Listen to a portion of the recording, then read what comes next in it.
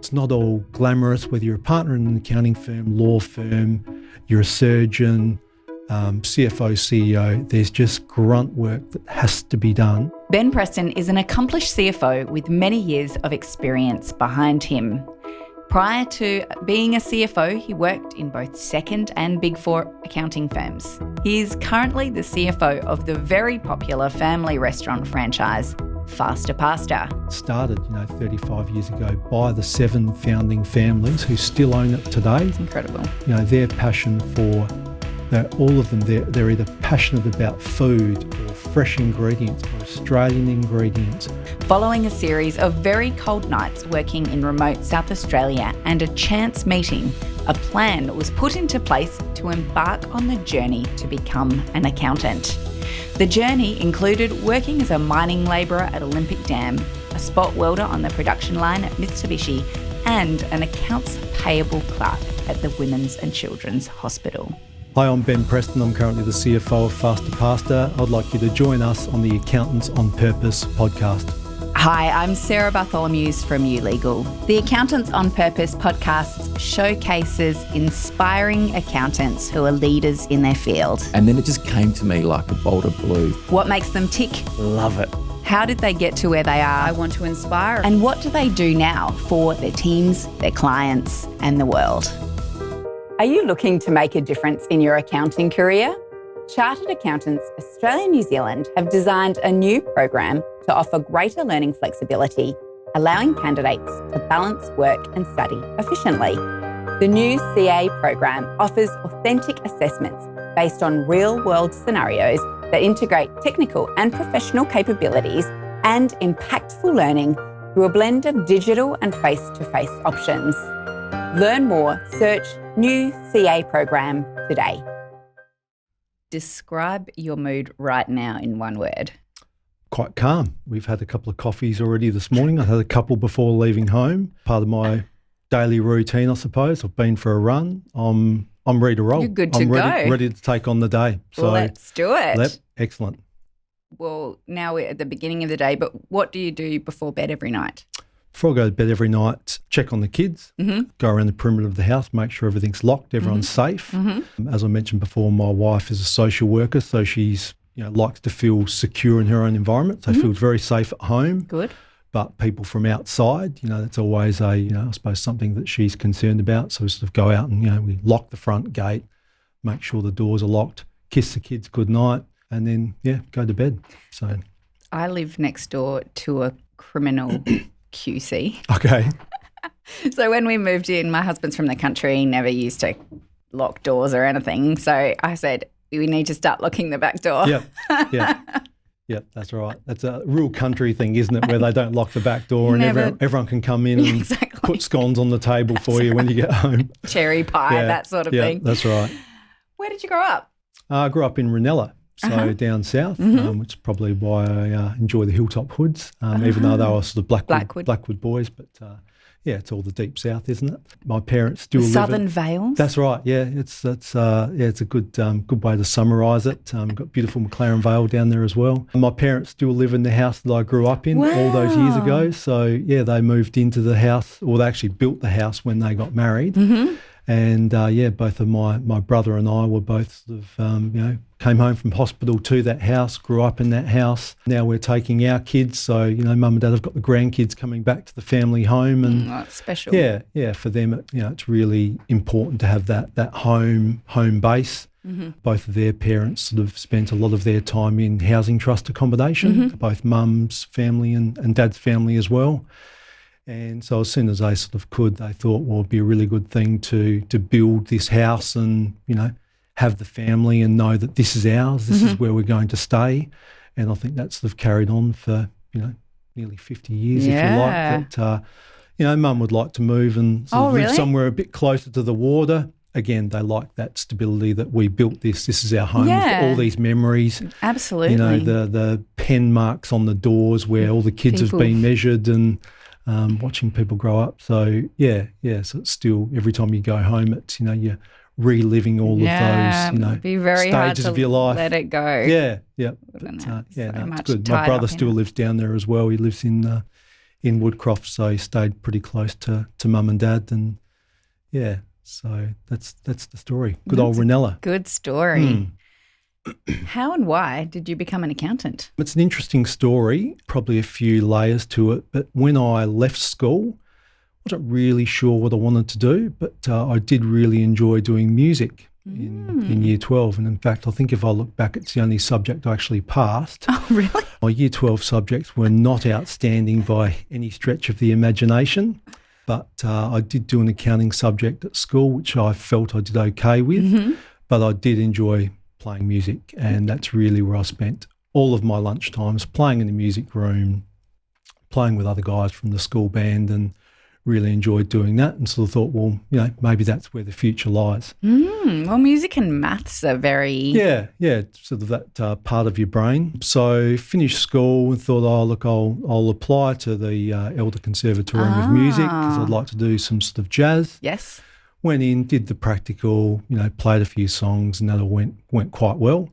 And then unfortunately got the letter in the post, look, you did really well with your practical, but you missed out by 30 marks on the entrance score. So it must have been, I can't even remember what I got for year 12, but I think the entrance for music must have been the same as law. That's all I can put it down to, that I missed out by that amount. Yeah, so music wasn't... Very competitive. Wasn't to be, yeah. So I thought, well, what do we do next?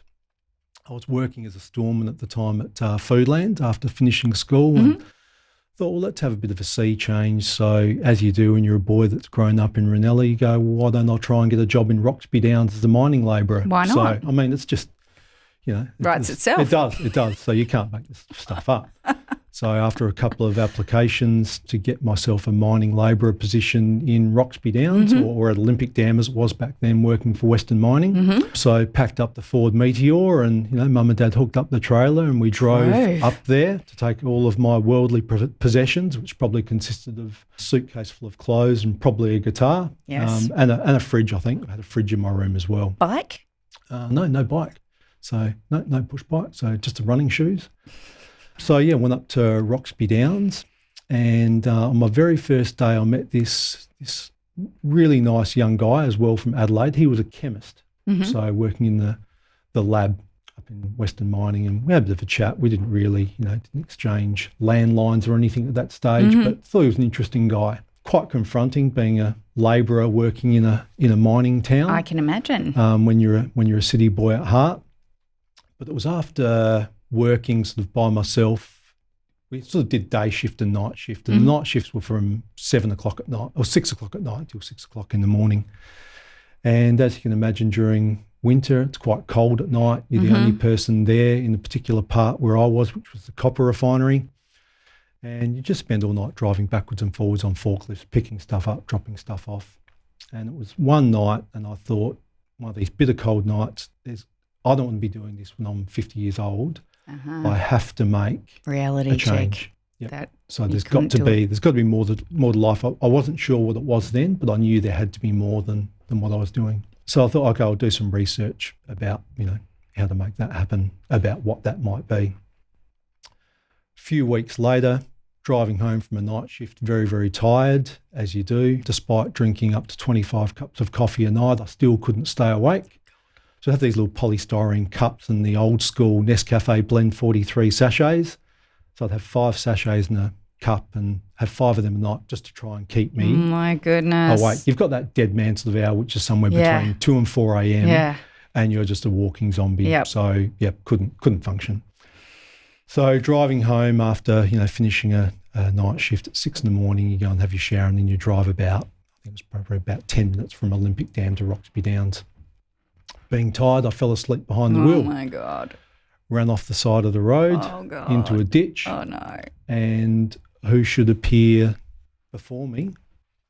Not the Lord. That's what I was waiting for. But it was this chemist I met on my first day at the training session. Also up in the middle of the night. Yep. Oh, he'd finished night shift as well, so he was driving home or heading to work. But, yeah, he saw someone run off the side of the road, stopped to see if I was okay, jumped in his car. He gave me a lift back to Roxby Downs, and the rest is history. So we have been very dear friends ever since that day. Very close connections. We've got married, we've had kids, really good family relationships as well. So you're sort of taking it on to the next generation as well, and reinforcing that, bond that we've got. And he's just an inspirational person. But part of getting to know him a bit better was exploring this option of, well, hang on, there's this guy that's, he's like me. He's up in Olympic Dam. He's working night shift. He's tired. This guy's been to uni. I haven't done that. So when I'm thinking, okay, I don't want to be driving forklifts when I'm 50, not there's anything wrong with that, but I knew that I sort of had some more. Wasn't your future. Wasn't my future. So I thought, well, this guy's been to uni and we're doing similar things. Maybe I could do that as well. And he's the sort of person that's very encouraging and supportive and sort of makes you feel like you can do really whatever you set your mind to. And at the time he was sort of talking about doing further study and going to the PhD path. So he sort of gave me the confidence that, maybe I could do that as well. I could do something academically. So I thought, well, I can't. Despite the disappointment of the Elder Conservatory. Yeah, that's right. So, I might have to do that when I retire. I'll apply again and see if I can miss out by, say, 15 marks instead of 30. So all I can think is, if I missed out by 30 marks, I wonder what my score actually was at year 12. It can't have been very high. So it's probably a different podcast.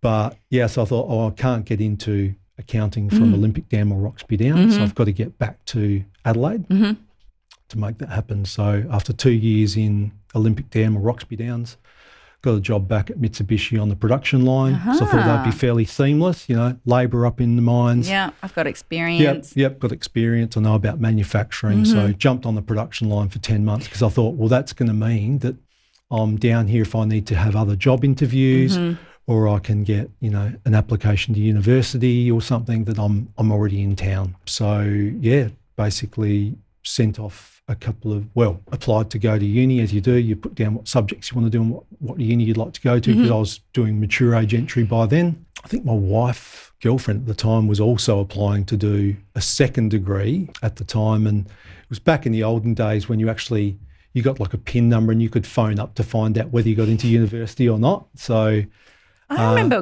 going into the advertiser in the middle of the night to find out. So there were a couple of different ways. There was the advertiser, but I think then there was this number you could ring as well, and it said what you'd sort of got. So, I think we're all at my now wife's house or parents' house at the time, and she phoned up and found out, she'd got into her chosen degree, which was fantastic.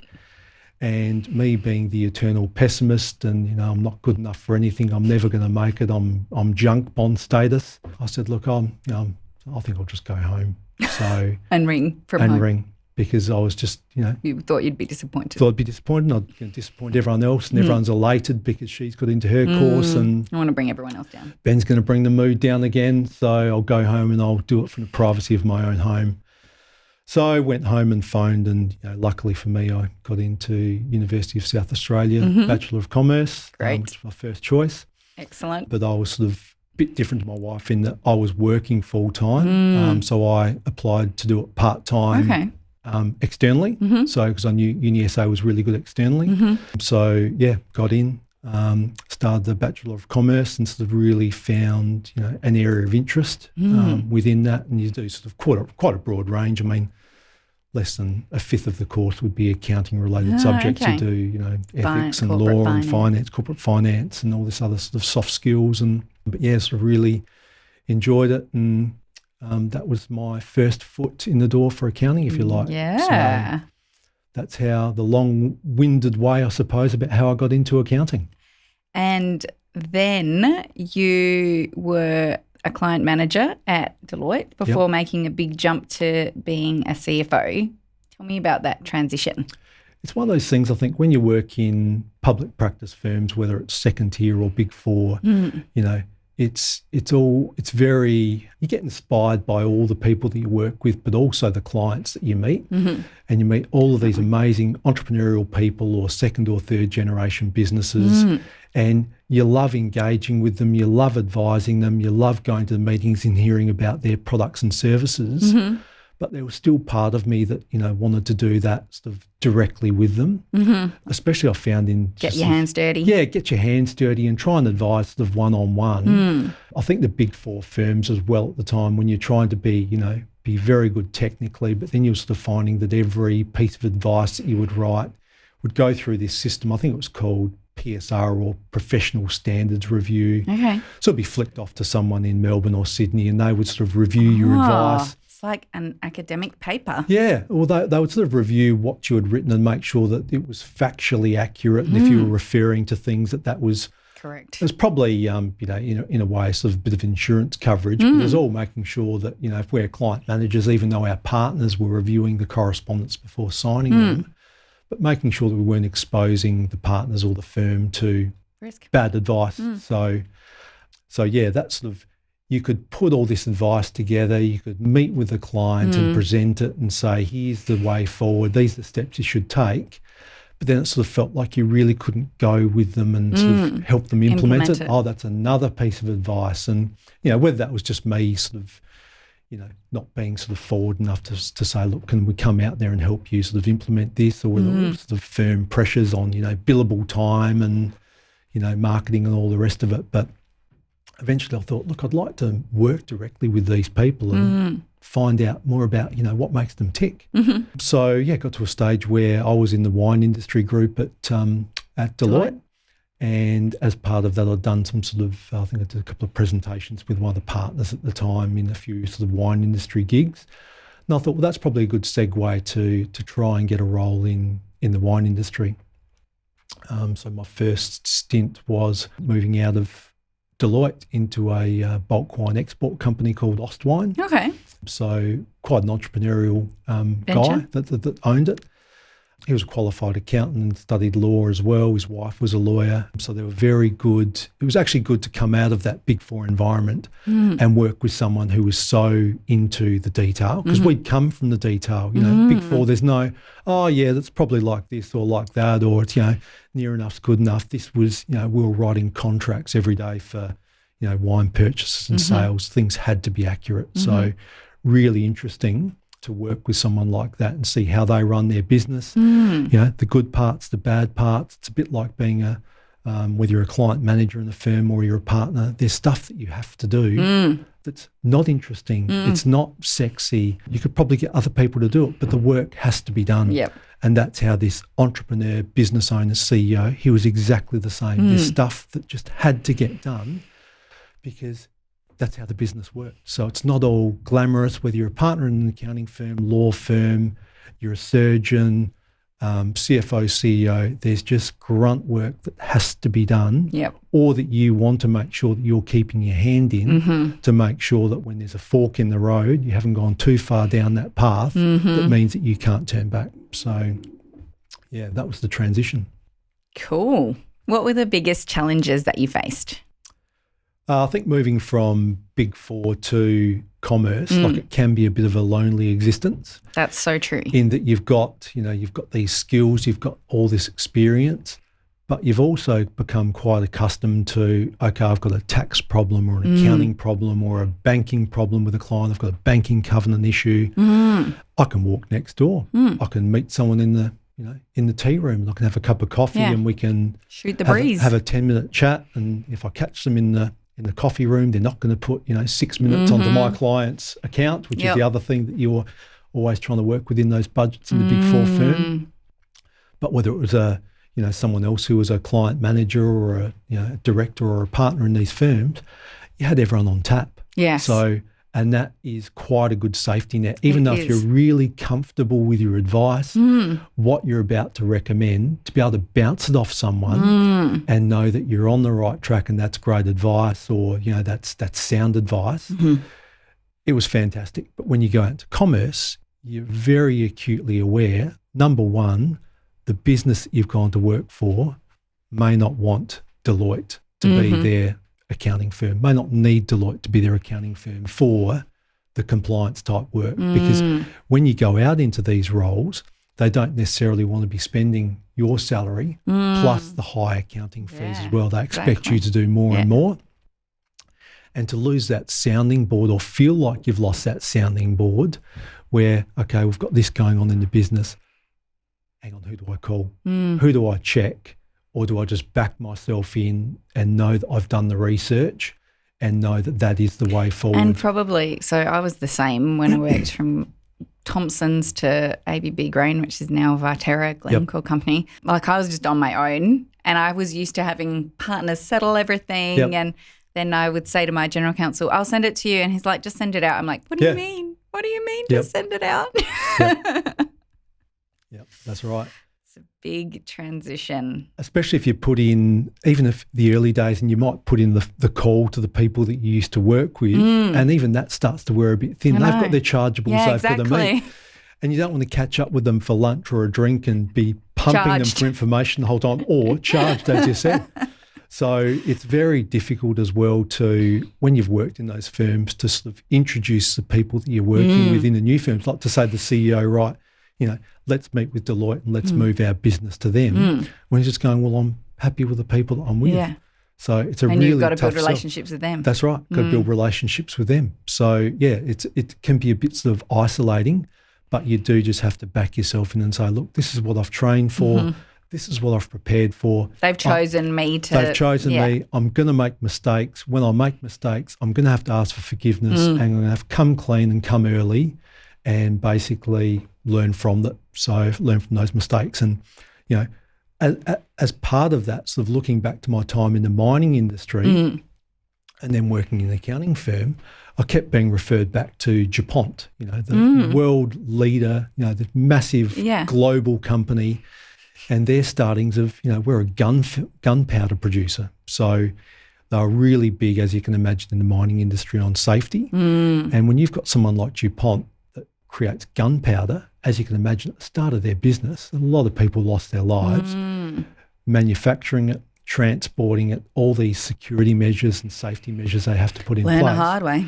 Is it any wonder that DuPont's got one of the best safety systems in the world that can be rolled out to virtually any business because they've learnt from their mistakes. I thought, well, at the end of the day, no one's going to blow themselves to smithereens if I get a journal wrong or, give an incorrect number, inadvertently to the bank as part of an application.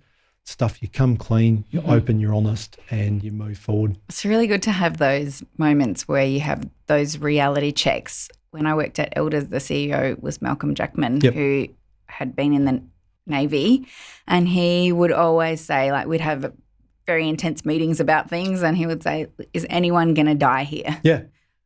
Really brings you back to that reality. And that military strategy as well. When you look at things like, Sun Tzu's Art of War, and, I've always had this interesting quote from General Patton in the US military about, an imperfect plan violently executed today is better than a perfect plan executed tomorrow. So I think whether we're lawyers or accountants or surgeons, like we can procrastinate really just fulfilling our own self-doubt when really we just need to make a decision. No, this is the way it needs to go. I'm going to back myself in and this is the way we're going to execute it. Definitely. What makes a good CFO? Good CFO, I think, from my experience and the personalities I've worked with the CEOs I've worked with, is we have to have a very good ability to listen to all the detail, all the conversations, not just jump in with the technical solution, because as the CFOs in the business, we don't have the business experience that they've got. So whether it's the Ostwine experience of, buying and selling bulk wine, whether it's working for Fasta Pasta, expanding restaurants, coming up with new product development, the CEOs have got the experience in that area. They have lived and breathed it for, in Fasta Pasta's case, generations. Yeah, generations. So Fasta Pasta's been going for 35 years and you have to learn to listen to what the business owners and the CEOs are telling you and then work out from that listening. You might need to go away. You might not even, you might contribute a little bit, but you might take all that information on board and come back that afternoon or the next day with, look, I've heard what you've said. These are some options we've got to move forward. Which one, do you think would fit best with the goals and the direction that we want to move on with the business? Because I think when you come out of the accounting firms, you get used to, okay, here's my piece of advice. It's been checked by this PSR review or peer review within your office. That's the advice. Yeah. It's 100% correct. It's 100% what you should do. There is no room for error. But just because it's technically correct doesn't mean that when you work in that business It's useful. It might be useful, or they might just not want to do it. So because they're entrepreneurial, they'll just say, well, that's great, but, you're too conservative. You're all the way over here. The CEO's out the other side. You've got to meet somewhere in the middle. You might present factual information, but it's not going to enable the business to grow by continuing to be conservative. True. So you can put success forward, comes without risk, doesn't it? No, that's right. So you need to listen, find out what the real issues are or what the deliverables need to be, and then you need to respond accordingly. Don't always jump in. Here's the instant answer. These guys and women don't want the quick fix. They want to be heard. Here's our strategy. How do we execute it? Don't tell me that, it's going to take 15 days because of a banking application. That's your problem. This is where we're going. How do we get there? You're currently the CFO of Fasta Pasta, as you mentioned. It's a restaurant, as you know, that my family loves. What is something as a company that you guys do really right? I think we're very true about who we are and who we are not. This year we're celebrating our 35th birthday. Incredible. Of Fasta Pasta. Wow. I hope there's a party. Yeah, there will be a party. So we're discussing the details for that at the moment. So how we can reward our loyal customers and also acknowledge the next generation. But for us, it's about offering variety and value all day, every day. There's no Black Friday sale for Fasta Pasta. No. There's no, come in and buy one thing and get 25 free. There's no, everything's $5 today. We think that if we reward our customers when they come in, consistently provide a product, consistently provide a service, offer variety, which means that whether you eat pasta, you're vegetarian, you're vegan, you might be dairy intolerant, that we've got something. Even gluten-free. Gluten-free. We've got gluten-free pennes. We've had zucchini or the zoodles in the past as well. So people love hamburgers. We've got a burger on the menu. We don't have 10 hamburgers on the menu. Just one. But we hope that if people come, they like Fasta Pasta, that we provide good value, we provide variety.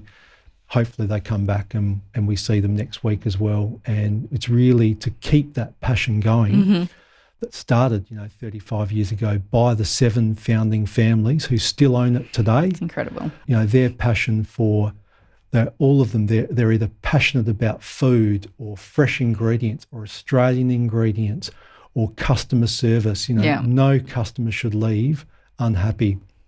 Kids upset, give them more pencils, tell them they can have a gelati, whatever it is in the grand scheme of things. If that customer leaves full and they felt like they've obtained good value and someone's said to them, good night, thank you for coming, see you next time.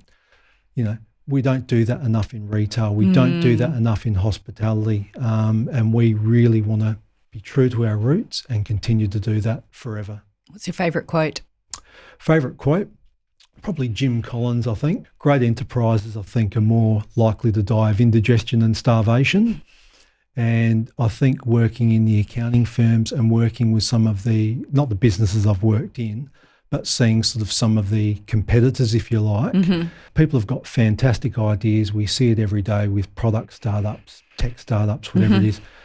You might be too soon. You might be too soon with that idea. It's all about the timing. But if you've got a great idea, is that idea scalable?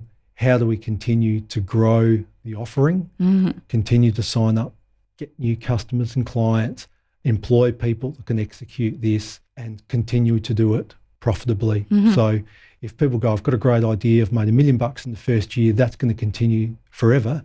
Very dangerous scenario. Attitude. And I have worked with people sort of on the side where they've had those sort of experiences. And it gets to a stage where that indigestion is that I've had one great year, I'm going to keep consuming as the owner of the business or as the employees. And before you know it, the well's dried up. You haven't invested in product development. You haven't changed your service. You haven't, really differentiated yourself from the market. You can no longer compete on price and you're dead in the water. So if you had have tried to be a little bit more lean in your approach, tried to sort of behave like, all the times are really a lean time, to make sure that before any recruitment that you might do, are we at the right stage to take on that person? It can be a slippery slope for businesses. And I think time and time again, I sort of see that as a really good analogy that, yep, things are going well, but, the CFO, the Conservative will say, yep, and we need to put some nuts away for the winter, some buffers away to make sure we've still got enough money to grow and innovate and invest, but also to make sure that we don't carry on like this is the new normal. Very good advice. Is there anything that I haven't asked you that I should have? I think given looking at some of your other podcasts, probably the question, are you okay? Yeah. Tell me more. I think we sort of spoke while we were having coffee earlier about, some of the experiences we had friends and, I think touching on Anthony hard as well, the fact that we're both sort of aware of Anthony's work in the mental health space in Adelaide. And I think that, we as professionals, or really just about any person out there, behind every door in Australia, someone at some time might be grappling with something, a mental health issue, loss of a family member, financial pressure, whatever it may be. And I think that this, whether you want to say, okay, what's the are you okay, it's all a bit blasé and people are just asking it sort of, willy-nilly. I think it is important to have those genuine conversations with people. If they don't seem like themselves and you can sort of pick up on that, we're all busy, take the 5 minutes, see if they're free to catch up for a coffee, just touch base, ask a couple of questions if there's someone that you feel comfortable doing that, just to make sure they're tracking okay. If they're not, what can you do to perhaps point them in the right direction, to say that how you feel is, not forever, but there's some pretty devastating decisions you can make that are forever. And if you're not feeling okay, to have that confidence to ask about it, because I think particularly for men, there's a big stigma about not talking about feelings, and that is just as dangerous as not asking people if they're okay. I think just having that confidence to reach out if you need to. Absolutely. We've all got families, whether it's, mum, dad, partners, kids, etc. So, we need to make sure that we're being the best human beings we can be as well. And, if you don't feel comfortable asking someone else those sort of questions, maybe you can do some sort of self-help work or some further reading, because, if you don't feel comfortable asking someone else that question, how comfortable would you feel about opening up yourself if you were in that position? So I think we can talk about, the work-life balance and, everyone's always busy, but, really what are we doing to make sure that all of us and our community are reaching out if there are areas of deficiency or, trauma in relation to mental health. So men, women, kids, we need to have that open conversation across the board. And Anthony Hard, as I mentioned, has been a really fantastic ambassador for that. So I know him through our kids' school, and very engaging, incredible story, quite confronting to read. But when you share that with other people, starts a conversation. It does start the conversation, which if you hadn't read that article, you probably wouldn't feel comfortable to have that conversation, because it's almost like it's this taboo topic. So we're not going to talk about that. That's, we'll just keep that quiet and everything will be fine. Everything won't be fine. No, it's not always the case. But I think, as I mentioned earlier, and the first sort of idea I had of going to uni was the Elder Conservatorium of Music. Yes. Really enjoyed playing jazz when I was at school, in the school band, but sort of you get taken away once you finish school and it becomes about, pop culture, and everyone says, well, do you know this song or do you know that song? Oh, true. So sort of before you know it, you're going to parties and you've got a couple of mates and you're playing acoustic guitars. So really that's where it ended up for me. But interestingly, when you're young, you're probably a little bit more carefree and you perhaps don't care sort of once you finish school what other people think of you. Once I sort of left school, all of that changed, especially since social media as well. Oh, yeah. It's more about, if I was playing guitar, or if I was, singing at a party because you're feeling good about it, what are people going to say about you? What sort of comments are they going to put forward? And, I'm not on Facebook, so, I wouldn't see what they would say about me anyway. But it's one of those things that your confidence does take a hit.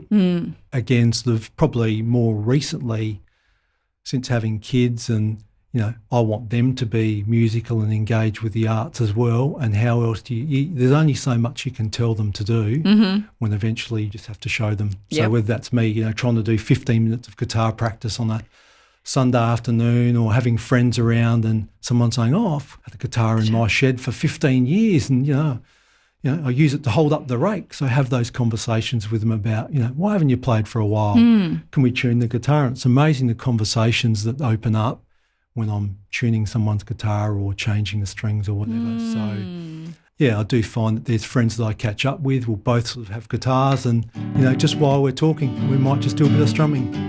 It just doesn't have to change anything. We can continue to talk.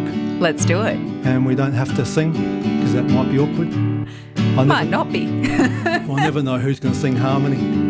So one thing that I keep going back to is Crowded House. Yes. It's just such beautiful chords. Oh, they are talented. And Liam Finn now, I think he was Neil Finn's son, and he's bringing out his own albums with his dad, who's got like a $2 million recording studio. That's handy. Yeah, that's right. Helps when you've got people in the family. So I couldn't do it at university. I'll never get a job in it, but I can do it for pleasure. Yes.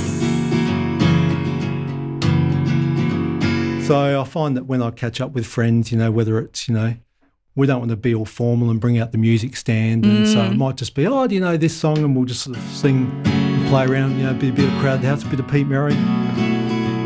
Love it.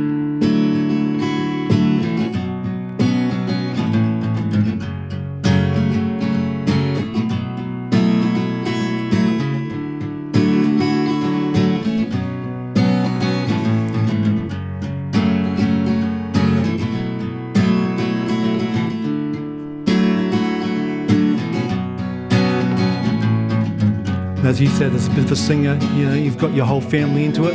Yeah. For better or worse. And it just takes you away.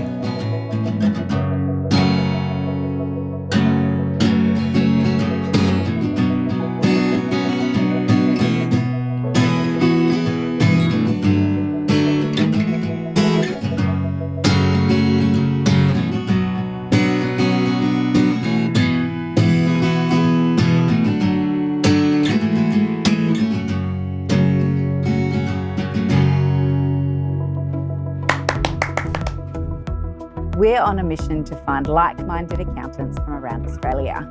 If you are a purpose-led accountant, continue the conversation with us in our private Facebook group. Search for Accountants on Purpose. Join us, and together we can change the world for good.